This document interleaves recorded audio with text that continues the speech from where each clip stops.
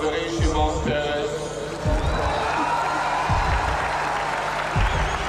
החלטנו לתת הזדמנות לשלום שיפתור את מרבית בעיות מדינת ישראל. הייתי איש צבא 27 שנים.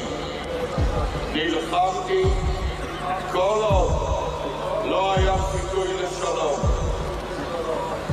אני מאמין שיש סיכוי לשלום, סיכוי גדול.